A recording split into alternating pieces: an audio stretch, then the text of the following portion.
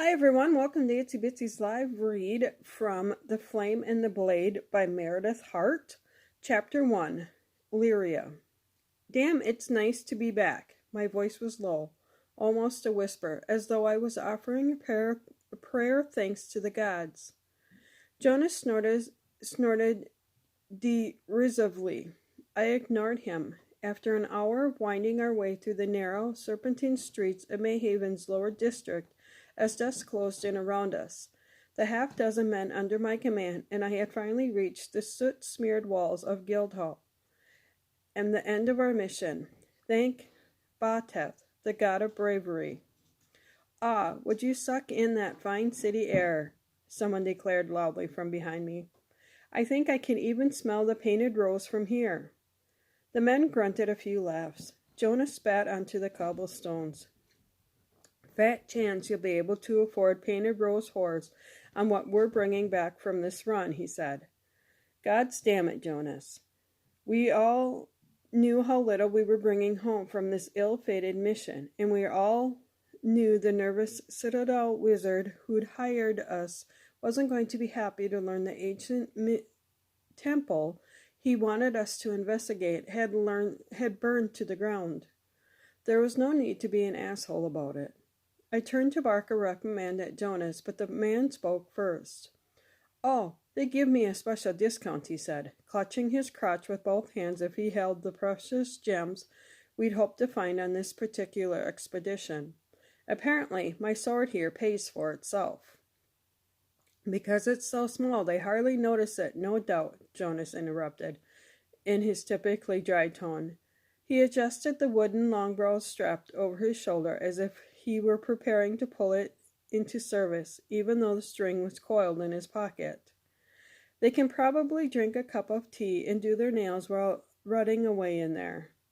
The man growled. I decided enough was enough. Boys, I said, stepping between the two warriors. Let's stop acting like a pack of wild mages and save our brawls for tonight's pubs, shall we? The mention of pubs seemed to break the tension. Even Jonas looked a bit less dour. Well, here we are, I said.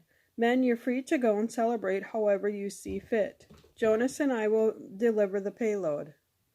Jonas was the eldest member of our group and the second in command. Delivering the payload, no matter how small, was never trusted to just one person.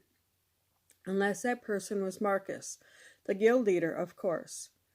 The peal of bells began to ring through the city, echo off the narrow streets, and rise into the darkening skies. The chimes of the citadel welcoming dusk. As the bells filled the soft dust settling over Mayhaven's serpentine streets, I glanced over the courtyard at the guild hall's sagging roof and dirt-streaked windows. It wasn't in a respectable part of town, naturally, and the hall itself wasn't in the best shape. But for the better part of 3 years, this had been home. A nervous impatience swelled inside me as I imagined what was waiting inside. Who was waiting? I cleared my throat. The men turned to face me. I'll meet you all back at the guild tomorrow morning to discuss our shares, I said, sunnily eager to see the end of this expedition. The man who spoke so fondly of the painted Rose's horse spat a great wad of phlegm to the ground and broke into a grin which covered his entire plum-colored, pock-marked face. He grabbed his crotch once again, perhaps checking to make sure the contents were still intact, and readjusted the pack on his back. Then I'm off to find some wrench with enormous tits and poor judgment, he declared. Don't wait up. With that, the men and I'd just spent the better part of a month leading through the wilderness, squeezed past our bedraggled pack pony and spilled into the street as the last tendrils of light streaked the sky above the guild hall, casting the men's filthy, worn faces in a dramatic golden glow. I'd known most of them for over 3 years, ever since I joined the Adventurers Guild. We'd shared bread and spilled blood together. I felt almost as close to them as I did to my own brothers. Closer in some ways. Still, watching them go filled me with a strange fluttery sensation, as though I've just taken off a heavy pack I'd carried for a very long time. Illyria? Jonah's rough voice startled me out of my reverie. Sorry, I replied. Shall we? I tugged the pony's halter and gestured across the street as though I was inviting Jonas to accompany me to dance. Jonas shifted on the cobblestones, opened his mouth and closed it, then opened it again, his yellow teeth bright against the gathering darkness. He looked almost like he was trying to taste his words before spitting them out. Irritation beginning to twist in my gut. Yes? I asked. We were so damn close to being done with this thing. We'd had to wait nearly an hour at the eastern gate as some idiot ranted to the city guards about how his cousin's best friend saw a demon outside of Lucian's Vale, and now he needed to talk to the Citadel. And it had to be tonight. Damn it.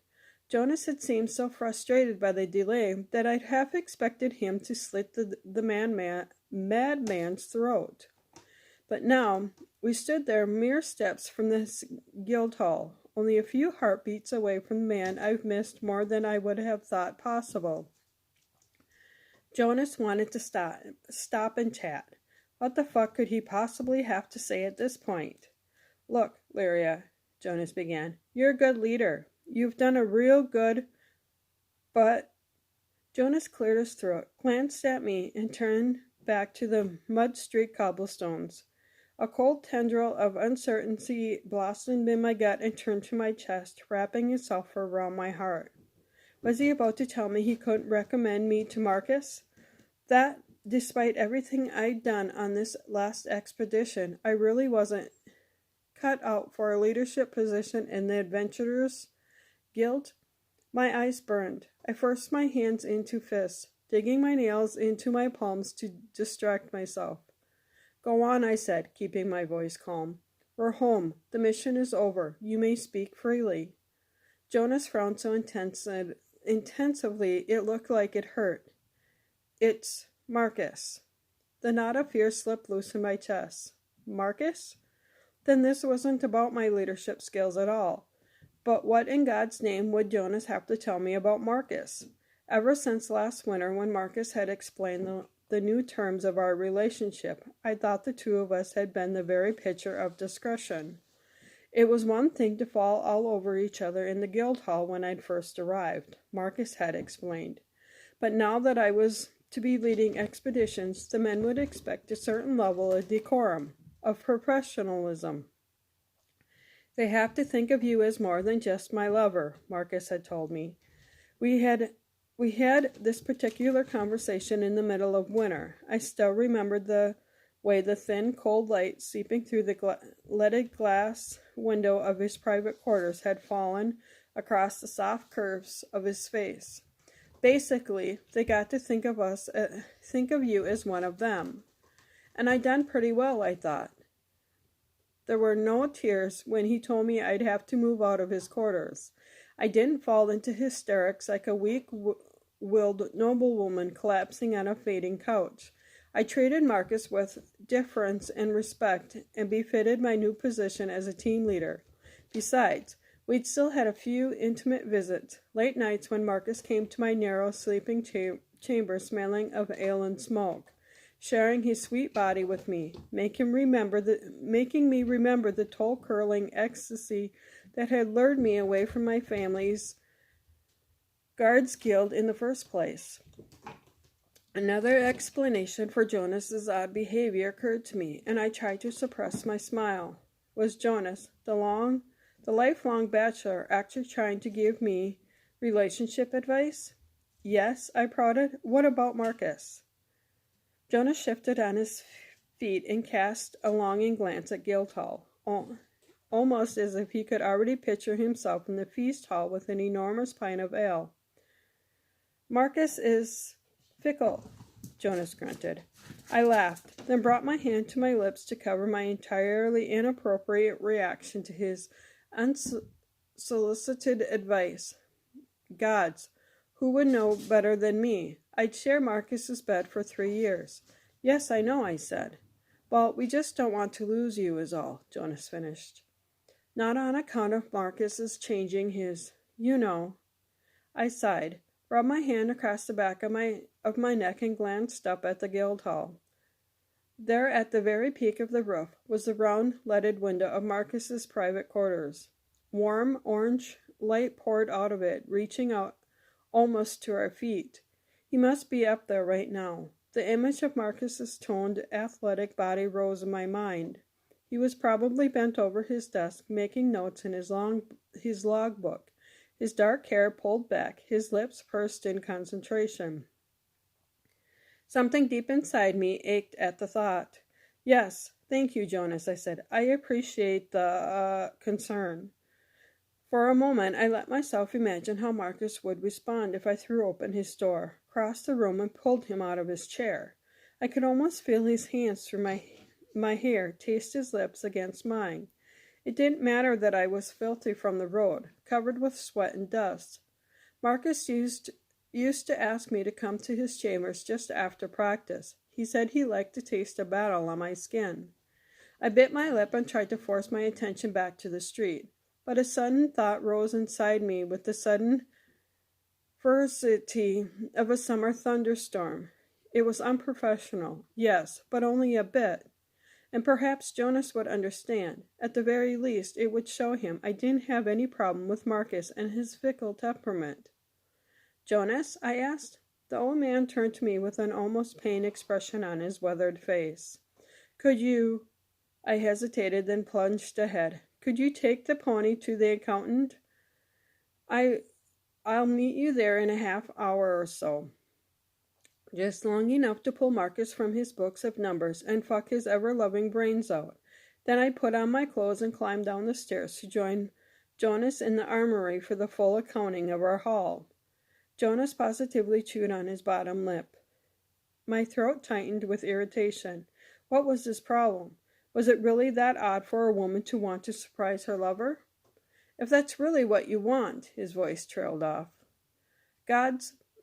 Perhaps I should have told Jonas to go to the Painted Rose with the other men, because he seemed to have forgotten what it was like to want to get laid. I pressed the pony's lead rope into Jonas's hand before he could change his mind. My eyes snagged on the hilt of my sword, the lady light poking out from beneath the lumpy packs strapped across the pony's back. But Jonas would take care of her, and it wasn't like anyone in the guild would dare mess with my blade. Thank you, I said quickly, before Jonas could voice another objection. I really owe you one. I'll meet you in the accountant's office. I practically bounded across the courtyard. The Guildhall's front doors were open to the warm night air, but I didn't want to walk through the front. The return of an expedition leader, even the leader of a small party like mine, would raise a roof-shaking cheer, and I didn't want Marcus to know we were back until his door slammed open and his woman walked in, ready to ravage him in all the ways he loved. So I slipped in through the stable instead, feeling my way past the halls in near darkness. The doors here were almost always unlocked. Not many thieves attempted to steal from a guild known for his mercenary tendencies. The guild's halls were dim, and the gentle creaks and groans of the floorboards beneath my feet were drowned out by the murmur of conversation floating in from the feast hall. The rich scent of roast meat and boiled potatoes wafted through the air, making my stomach pinch as I climbed the narrow back staircase. It was quiet on the top floor of the guild hall. A few dull cheers echoed up the stairs, a heartening reminder that I wasn't alone. This hallway was flanked by locked doors. It was where we kept our most valuable weapons, our treasures, and the items we'd been hired to locate. I'd found the scroll the wizard who'd hired us had described instead of a mess of charred, still smoking ruins. I would have brought it here for safekeeping. Finally, at the far end of the hall, I reached the ornate carved door to the guildmaster Marcus Prominence's chambers, and ran my fingers over the stern dragon's face carved into the wood, forever snarling in polished oak. Marcus liked to think of himself as the dragon, but to me he was no beast. To me, that snarling monster's face Looks like home. I took a deep breath and pushed down the latch. Light flooded the hallway as the door to Marcus's private quarters swung wide open. Blinking, I tried to make sense of the scene before me. Marcus was sitting at his desk, just like I had imagined, but he was naked. His tan skin flushed with heat or exertion, his dark hair plastered to his glistening face, and there, between his legs, sat a woman. A naked woman. A thin, beautiful blonde woman with perfect tits and black kohl smeared around her emerald-colored eyes. Marcus and I stared at each other as time stretched out between us, becoming hard and brittle. "Lyria?" he finally stammered. Thank you for listening to this portion.